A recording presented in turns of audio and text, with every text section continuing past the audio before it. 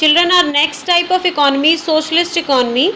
So what is socialist economy? A socialist economy is that type of economy in which owner of means of production, that means you could say ki means of production are owned collectively by public as well as individuals, or you could say ki on a whole collective and public ownership is there. That means if we talk about means of production, they are collectively owned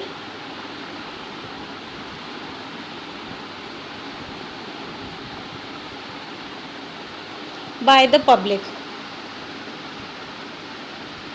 Okay, that means no, you could say ki single individual or single ownership of means of production is not there. And in this type of economy, decision making is taken mainly by the central authority. So who will be deciding about what to produce, how much to produce by using this means of production? So decision making is in the hands of central authority, or you could say ki government. On a whole, you can say government. And the third and the most important thing is maximization of social welfare is that, okay, is there. So when means of productions are owned by central authorities or decision making is done by collectively or collective ownership of means of production is there, and decision making is done by a central authority, so maximization of it leads to maximization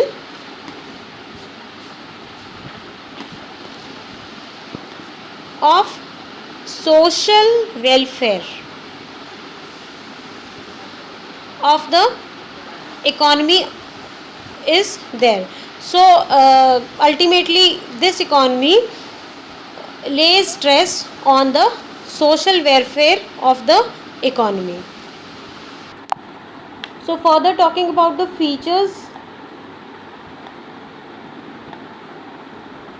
of socialist economy. So first and the foremost feature is means of production are collectively owned by the society. That means means of production are collectively owned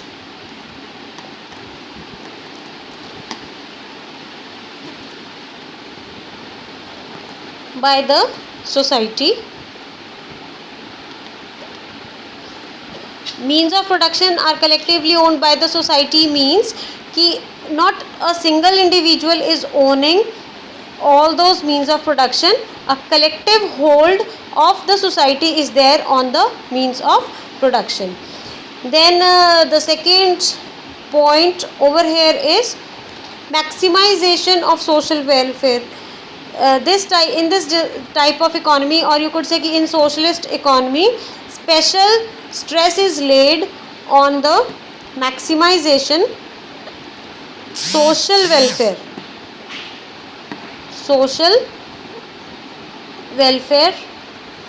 okay. Third and the foremost point, there is a direct participation of government. Direct participation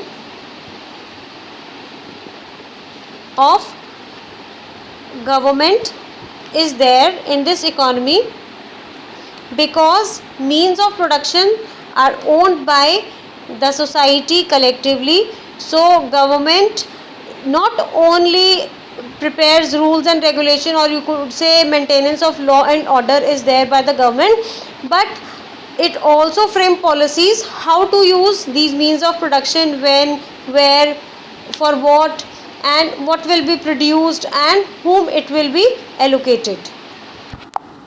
So children, if we talk about the socialist economy, there are some merits of socialist economy and some demerits also. So if we talk about merits, the first merit, it could be social economy achieves equality in the distribution of income. So equal distribution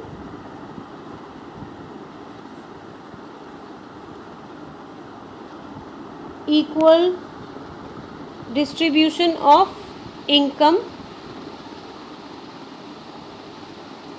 is there in the socialist economy, and this is the key merit, or you could say ki the topmost merit which the socialist economy show. So growth process become inclusive and is based on the principle of social justice. Social justice means that everyone over here is equally participating in the process of production or equally owning the means of production. So the income generated from the means of production, by using those means of production, will be equally distributed between the different sectors of the society, or you could say ki different people of the society. But if there are merits, demerits will also be there. So what are the demerits of this? So GDP growth rate